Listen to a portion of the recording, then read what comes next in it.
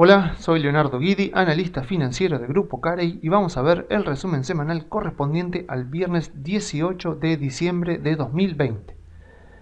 Bueno, otra semana de récords históricos en Wall Street, tanto en el Standard & Poor's como en el Nasdaq, y no deja de sorprender, la verdad que es impresionante si yo tomo la medición desde el inicio del año, que el Standard & Poor's al día de hoy está subiendo 15%. La verdad que teniendo en cuenta que desde 1926 que existe el índice, el promedio histórico entre los mercados alcistas y bajistas ha sido de un 10% de suba interanual, ver que en este 2020 con todo lo que ha pasado, el índice está terminando 15% positivo de seguir así y el Nasdaq 40% positivo de seguir así, no deja de sorprender, pero es importante justamente porque posiblemente termine el año, vamos a suponer que el año termine con un 15% de suba. Entonces, históricamente, luego de varios años, cuando repasemos los rendimientos históricos del Standard & Poor's,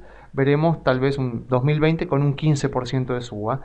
Y eso obviamente va a traer una idea equivocada de todo lo que pasó durante este año y que es algo que aquellas personas que invierten en acciones, que tienen un portafolio de acciones, tienen que entender, porque esto es así. O sea, si yo miro este 15%, no me dice nada con respecto a todo lo que fue este año. O sea, si yo hago un poco de zoom al pasado y vemos cómo arrancó el año, vemos que el año arrancó con un +5, que llegamos a febrero con un +5 de suba, lo cual ya es muchísimo para un mes y medio de mercado.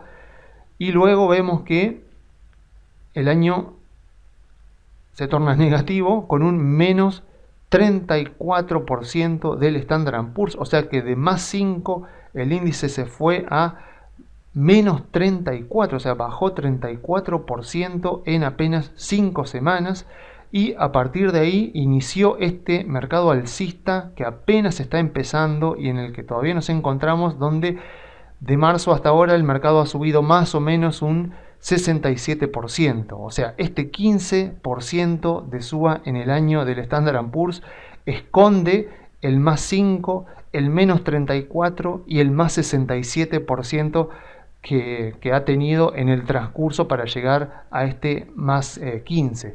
Y lo que quiero recalcar es que esto es así, o sea, estamos invirtiendo en acciones, estamos invirtiendo en renta variable. Si no somos capaces de soportar este tipo de situaciones, entonces vamos a sufrir mucho. Pero todo lo que ha pasado durante este año se puede sobrellevar mucho mejor cuando uno sabe qué es lo que ha comprado y por qué lo ha comprado. Porque no solo ha pasado en 2020, ha pasado a lo largo de muchos años, a lo largo de la historia de los mercados. Por ejemplo, si yo les digo 1987, todos recordaremos el 1987 como el año del lunes negro. Ahora, si yo les digo, por ejemplo, que si yo miro 1987 fue un año positivo para el mercado, un año que terminó con un +2 para el mercado, puede llegar a sorprender. E incluso una persona que está tomando rendimientos históricos del mercado ve que 1987 fue un año de +2% y puede decir, bueno, este año simplemente las acciones compensaron la inflación, compensaron el 2% de inflación, cuando en realidad en 1987 fue esto, ¿no? Fue un año donde las acciones venían subiendo casi 40% en el año y de repente en octubre llegó el lunes negro, donde en un solo día el Standard & Poor's cayó 25%, luego hizo un rebote, volvió otra vez al piso del año y fíjense que primera, segunda semana de diciembre, el índice arranca un rally alcista que hace que el año termine en positivo. O sea, esto fue 1987 para los mercados financieros. Entonces, si yo lo miro bien a alto nivel, miro que fue un año de +2%, a pesar de que la mayoría de la gente podría tener la idea de que fue un año negativo por el -26% en un día del Standard & Poor's. Ahora bien, para sobrellevar este tipo de situaciones, uno puede hacerlo de una mejor manera cuando sabe qué ha comprado y por qué lo ha comprado. Y eso es lo más importante de todo, porque por ejemplo, vamos a ver una empresa que tiene fundamentos muy buenos. Por ejemplo, Amazon, una empresa que nadie va a negar que tiene excelente fundamento. Entonces vamos a ver qué fue lo que pasó con esta empresa a lo largo de este año. Vemos que arrancó el año también positivo y de golpe vemos que desde el máximo de febrero, junto con todo el resto del mercado, Amazon bajó, fíjense, casi un 25%. Si yo me fijo más o menos ahí en el piso de la baja, 24,7% de caída. O sea, más de una persona que tenía Amazon seguro que estuvo tentado a venderla y posiblemente la haya vendido porque era muy difícil ir en contra de la manada en ese momento, ir en contra de el sentimiento negativo en ese momento, a pesar de los increíbles fundamentos de la empresa. Ahora bien, si yo conozco un poco la empresa, tampoco quiere decir que haya que conocerla a la perfección, pero si yo miro, por ejemplo, yo estoy comprado en Amazon en febrero de 2020, miro cómo se generan los ingresos de la empresa y digo, bueno, el 50% de las ganancias de Amazon son el marketplace, son Amazon.com, es el marketplace. Esto seguramente se va a ver resentido por el coronavirus. Posiblemente las ventas vayan a bajar, tal vez bajen mucho, pero estoy seguro de que Amazon Web Services, que es el segmento de hosting en la nube que tiene Amazon, no va a caer mucho porque las empresas van a seguir funcionando, la gran mayoría, así que no creo que vayan a cancelar sus contratos solamente por esto que es algo temporal. Tampoco Amazon Prime seguramente, o sea, posiblemente Amazon Prime haya sido beneficiado por la pandemia porque mucha gente haya querido suscribirse para pasar el tiempo durante la cuarentena. Pero yo veo esta estructura de ingresos de Amazon y estoy en el medio de la baja de febrero y marzo y yo sé que puede ser que el ambiente me provoque también el deseo de venderla, pero yo miro esta estructura de ganancias, miro estas ventajas competitivas, veo que nadie puede hoy en el mundo hacerle competencia a Amazon.com, a lo sumo Alibaba un poco, pero ni siquiera. Entonces digo, bueno, la única razón que yo tendría para vender esta empresa es que esta baja del coronavirus la haya agarrado muy endeudada. Entonces, con tanta deuda, si la empresa tiene muchísima deuda, incluso las mejores empresas pueden caer. Bueno, me voy simplemente al balance de Amazon que está gratis, publicado online. Y digo, bueno, para febrero-marzo del 2020 estaba publicado el balance del 12 del 2019. Entonces digo, bueno, me voy al balance, miro y digo, bueno, a ver, deuda de largo plazo de Amazon. En aquella época tenía 23.400 millones de dólares de deuda. Que bueno, puede parecer una cantidad importante, pero me voy a fijar los ingresos. Bueno, vamos a ver, ¿cuánto cash tenía la empresa en ese momento? 55.000. O sea, tenía 23.000 millones de dólares de deuda de largo plazo, pero tenía 55.000 millones de dólares en caja, listos para ser utilizados si lo necesitara.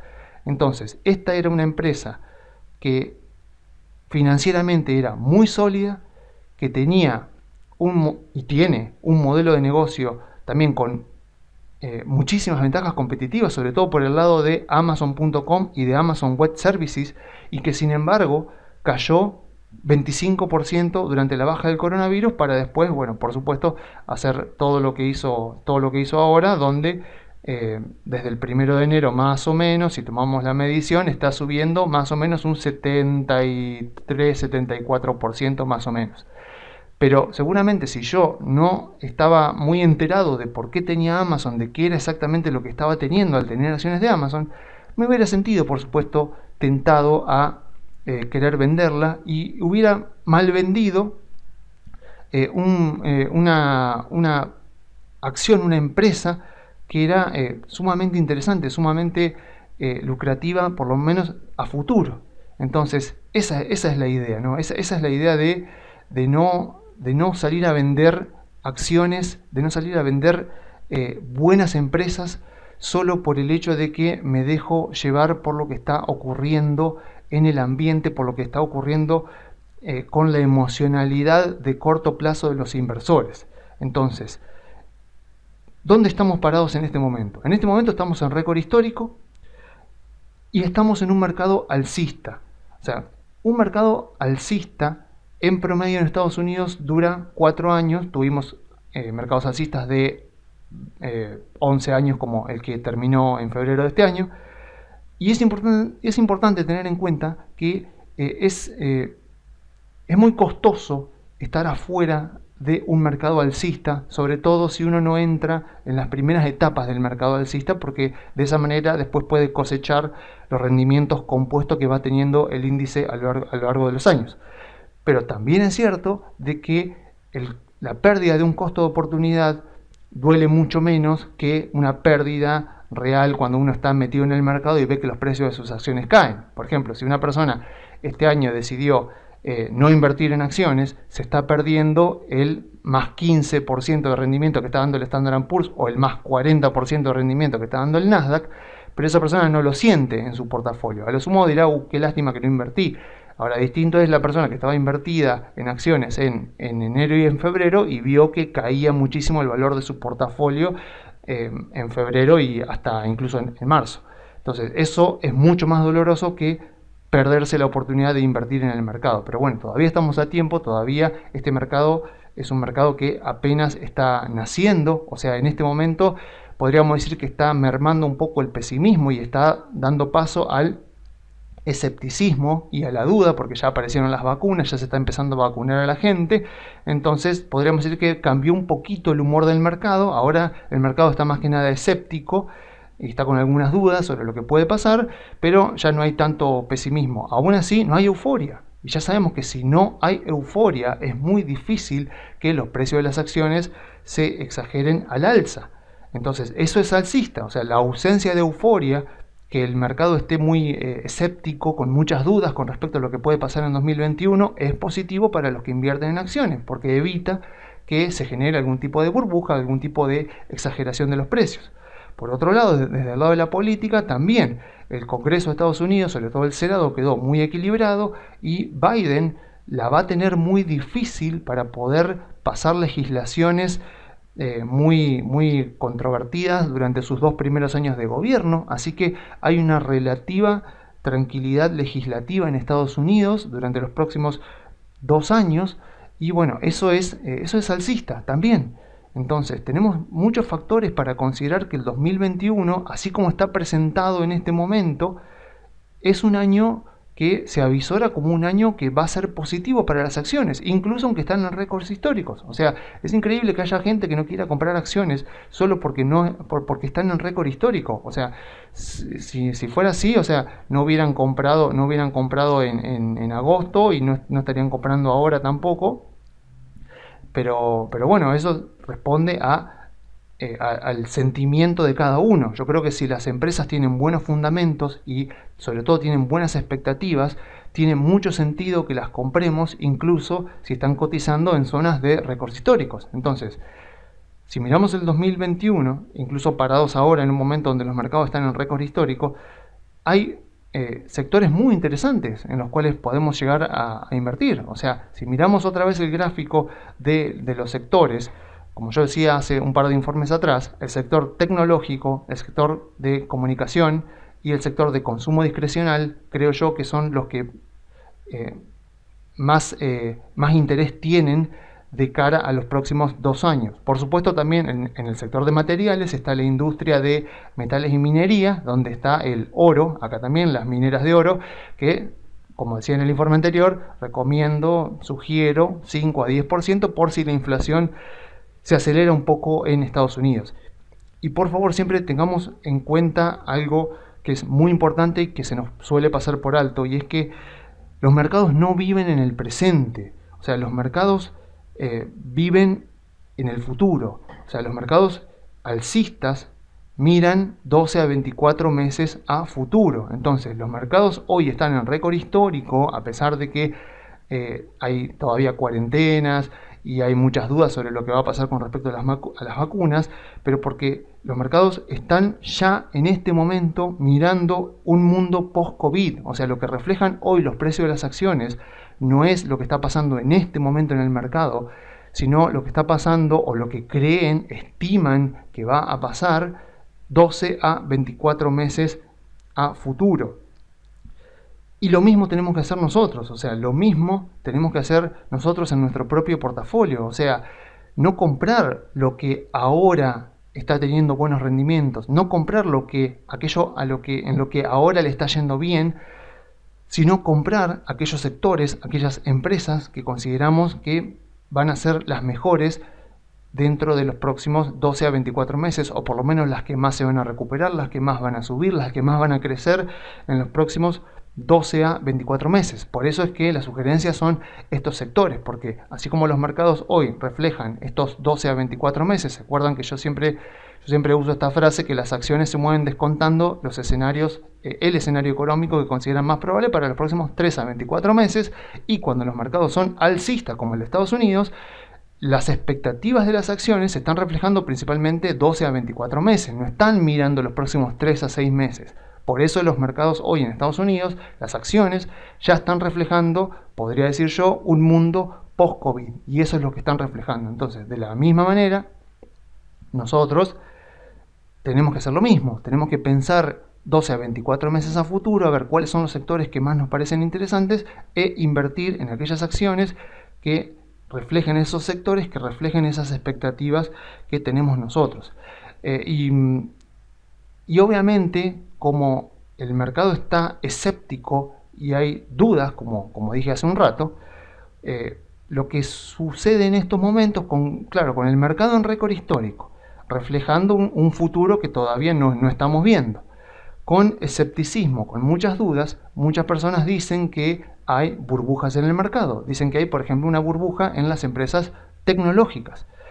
Y lo cierto es que, por lo menos en mi opinión, no. O sea, cuando yo miro la definición de burbuja, cuando yo tengo que definir qué es una burbuja, en los libros de finanzas generalmente se recomienda no utilizar el término burbuja porque no se consideraría como una burbuja, sino que se recomienda utilizar el triángulo que se suele usar en el fuego. O sea, cuando se entrena a los bomberos para apagar un incendio, se les dice que un incendio se compone de tres componentes, que es combustible, oxígeno, calor y un cuarto componente que es la chispa que prende el incendio. Entonces, en los libros de finanzas se dice que una burbuja se comporta de una manera similar. Necesita un combustible, necesita oxígeno, digamos, necesita un contexto en el cual empezar a reproducirse, y necesita calor, necesita empezar a crecer, hasta que en algún momento ocurre alguna chispa que detona justamente la burbuja.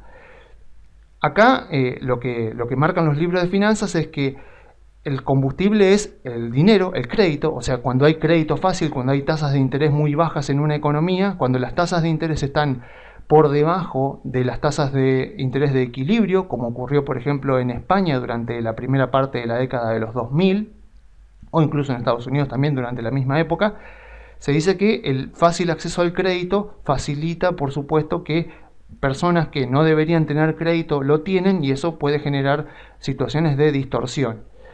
Por otro lado, lo que se llama la capacidad de mercadear un producto. O sea, cuanto más fácil sea la compra y la venta de un producto, más se presta ese producto para que se forme una burbuja en él.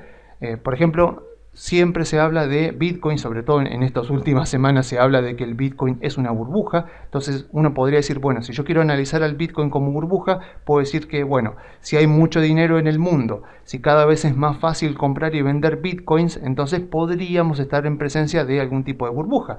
Pero necesitamos un tercer componente, que es la especulación. Y,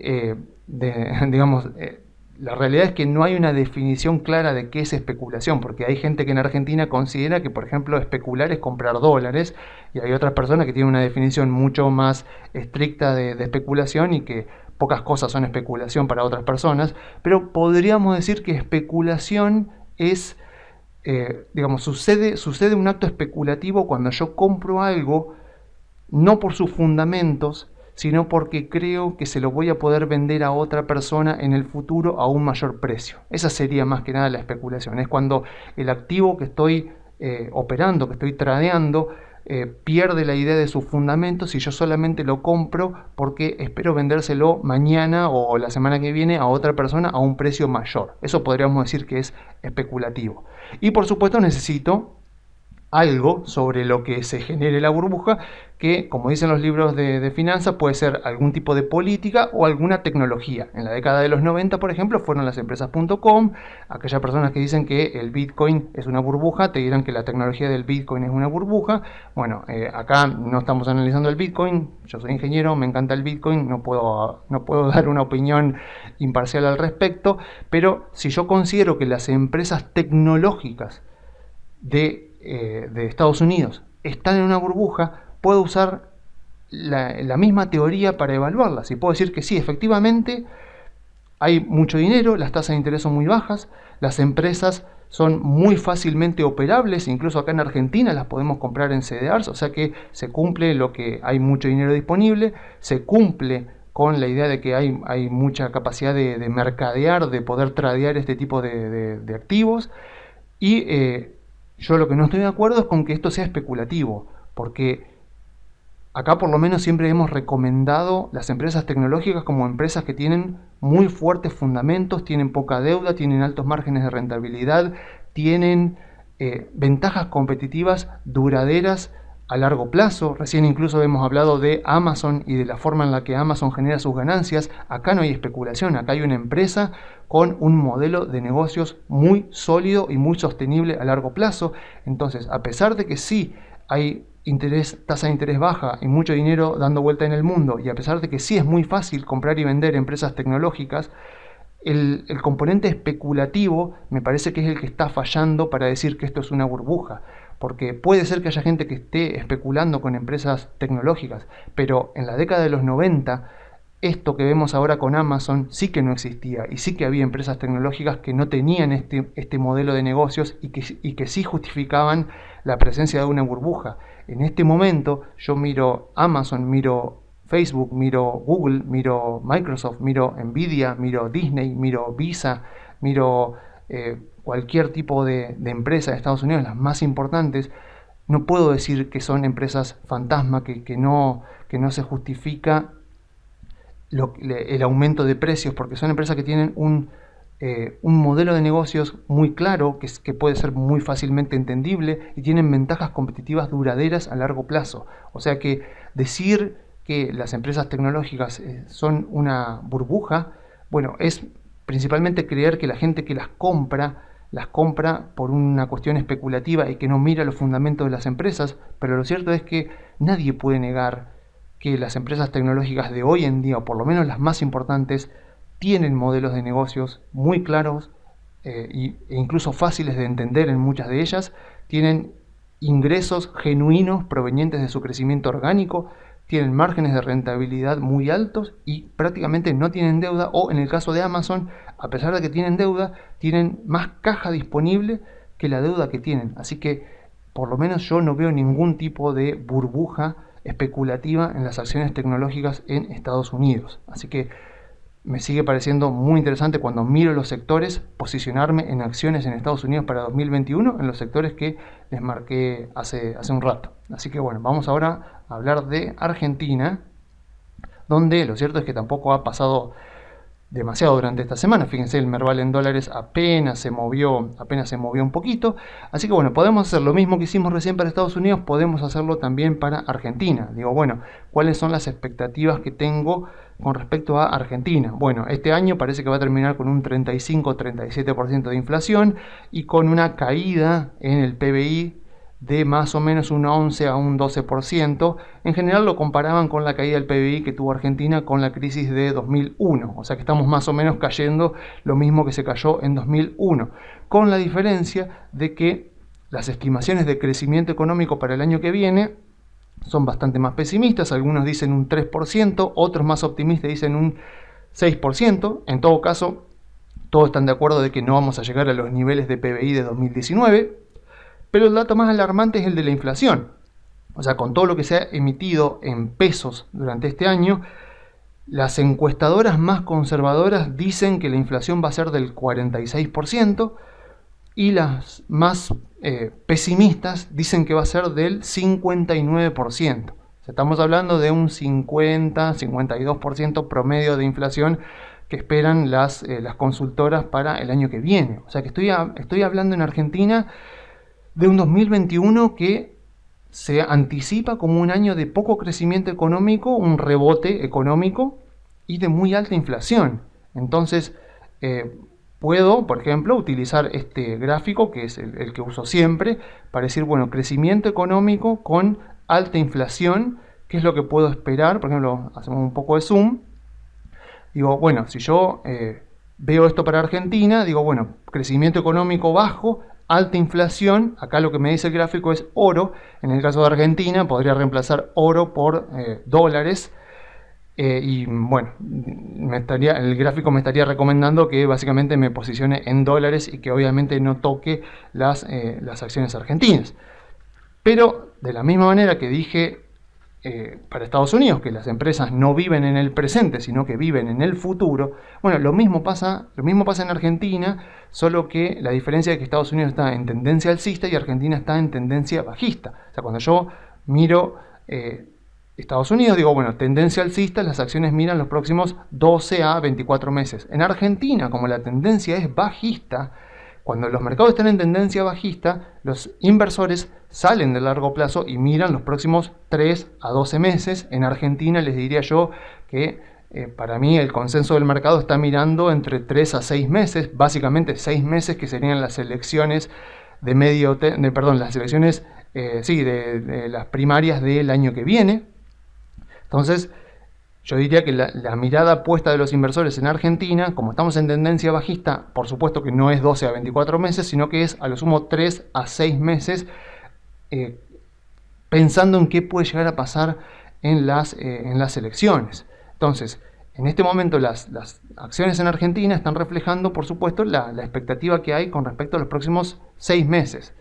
Pero si dentro de 6 meses cambia la expectativa por algún resultado electoral favorable a la oposición, sea la que sea esta oposición, entonces sí la mirada del mercado puede volver a posicionarse en los próximos 12 a 24 meses. Y eso generaría una reversión de tendencia y una tendencia alcista para Argentina que nos permitiría obtener rendimientos en dólares muy importantes para los que inviertan en acciones argentinas. Y esto ya ha pasado, o sea, no es la primera vez que pasa esto en Argentina. Si yo me fijo, por ejemplo, yo miro el Merval en dólares.